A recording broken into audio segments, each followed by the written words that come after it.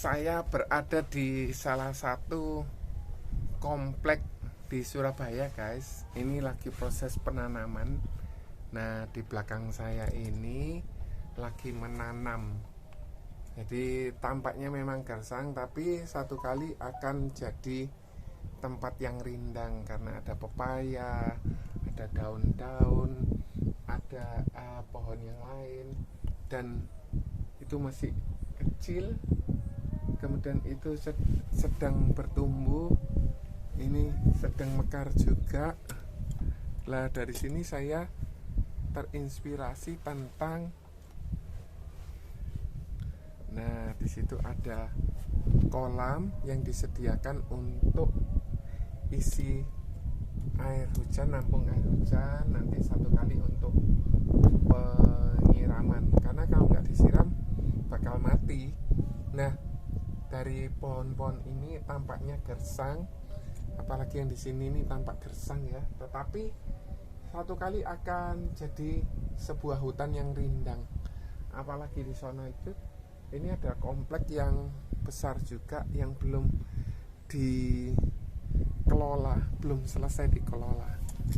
Nah, ini sangat gersang tapi luas, guys. Sama seperti proses perekrutan agent yang susah ya di saat-saat seperti ini, saat kita mencari bibitnya, mencari agentnya maksudnya. Saat kita menanamkan masuk ke sistem, itu bukan hal yang mudah. Saat ditanamkan di sebuah sistem, sudah dilakukan pemupuan, edukasi, kemudian motivasi, coaching, evaluasi, apakah sudah dilakukan itu semua, apakah sudah di training dengan pengetahuan produk, bagaimana cara presentasi, bagaimana cara handling objection, apakah sudah disirami sehingga agent tersebut bisa bertumbuh, apakah dia ikut acara Power Day, Power Night atau tidak. Kedepannya Harvest akan hanya ada Power Night, jadi malam, Senin malam, kemudian trainingnya dilakukan secara online. Nah, setelah itu ada agent yang bisa bertumbuh, ada agent yang nggak bertumbuh, ada agent yang mati, ada agent yang sangat cepat bertumbuhnya, sangat berprestasi, dia juga bisa melakukan pengembangan. Itu semua tentu saja perlu kerjasama baik dari kantor. Kenapa kantor menyediakan fasilitas training tersebut? Kantor menyediakan tenaga admin untuk pengurusan dokumen-dokumen saat pengurusan klaim dan sebagainya. Apakah leadernya juga punya kemampuan untuk ngajari agentnya sehingga agentnya bisa punya pengetahuan yang cukup luas? Apakah agentnya sendiri mau belajar atau enggak, mau diisi atau enggak? Itu semua pengaruh, guys. Kemudian setelah itu apakah agentnya mau bertumbuh ngikuti sistem atau tidak. Kadang ada agent yang semaunya sendiri, yang nggak apa-apa, biasanya pertumbuhannya tidak secepat kalau agent ngikuti sistem.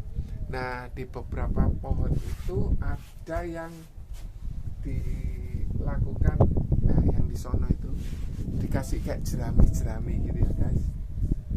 Tujuannya untuk apa? Entah supaya tidak mudah panas gitu, atau untuk supaya ngelindungi pohonnya. Itu hal yang baru saya pelajari, dan harus dilakukan pemupuan, penyiraman setiap hari, disapa. Ada agent yang nggak mau menyapa, sapaan leader, nggak apa-apa, kita perlu cari agent-agent yang lain yang mau disapa, yang agent-agent lain yang mau kerjasama, berkolaborasi, sehingga kesuksesan seorang agent akan, presentasinya akan lebih tinggi. Jadi di sini ada jaminan agent semua pasti sukses asal ngikuti sistemnya.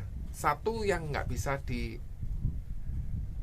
kesuksesannya, apakah dia mau ngikuti sistemnya atau enggak. Kalau dia mau ngikuti sistemnya, tingkat keberhasilannya sangat tinggi. Kalau dia nggak mau ngikuti sistemnya, tingkat keberhasilannya masih ada faktor, mungkin dia punya koneksi, mungkin dia punya kemampuan, mungkin dia punya kemampuan bicara, akan mendukung. Tetapi kalau tidak, maka dia akan mengalami kesulitan pertumbuhan tersebut.